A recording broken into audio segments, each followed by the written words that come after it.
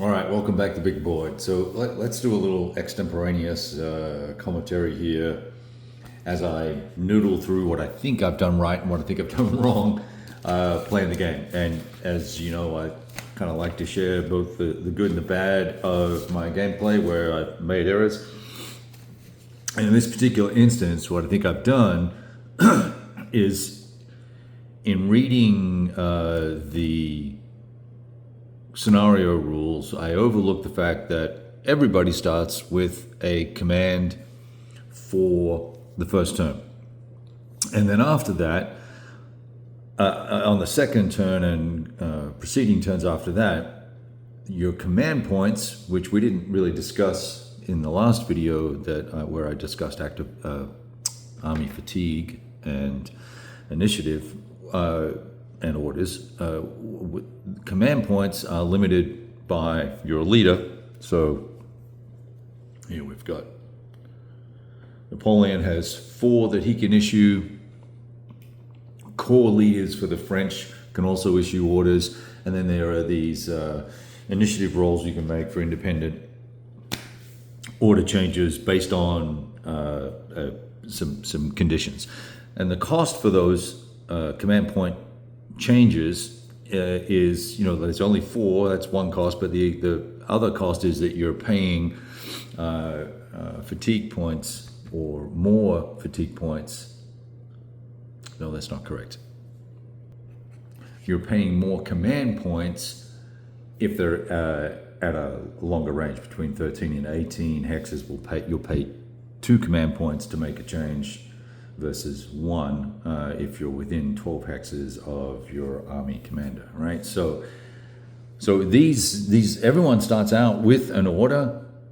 So even if you're going to do a hold here, that's going to be your order, right? So you probably do need to have these on the board just as a reminder. Whereas I always keep not putting them on just because less clutter is better. But you have these these orders here, and so my game plan initially was, a certain number of guys are moving or attacking, and everyone else is just kind of twiddling their thumbs and sitting or holding, right?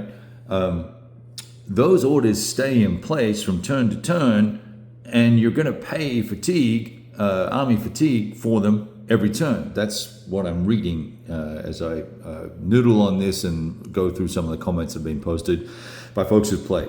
And so you've got to be very careful and thoughtful about what you're actually going to be doing, and then how you're going to change those orders for each individual division when it comes time. Let's say you give them a move order. Even if they don't move in the turn, you're still paying for that move order. So you may at some point want to change that to an attack order. Well, that means, as the Russians, for instance, you're going to have the army commander in range, to be able to make that order change. So what have I done wrong? I've done 2 things wrong. One, I haven't put orders out for everybody, and I didn't keep the orders from last turn. So we'll go put those back here on our 2 charts, and we'll revisit. I'm going to refund the army fatigue spent for this turn, and we'll look at what the situation is with command points for everybody, and see what organizations can make order changes, what divisions can make order changes, and then we'll pay our army fatigue based on that, right? And I think that should clear up and fix what happened. Now, it may mean that, based on some of my actions with the Russians, that they have spent a little much and may have some trouble down the track because they've got a lot of orders out that are, going to be expensive to maintain until they can be changed in one way or another. All right, and same for the French, actually. They had a bunch of guys doing moves and things like that. So anyway, that's kind of where we're at, and we'll get it all fixed and we'll move forward. So take my prior video. The commentary is basically correct, but it's missing the context of the command points, and that's probably the short version of it. All right, thanks for watching, and we'll carry on from here, and have a great Friday and roll dice.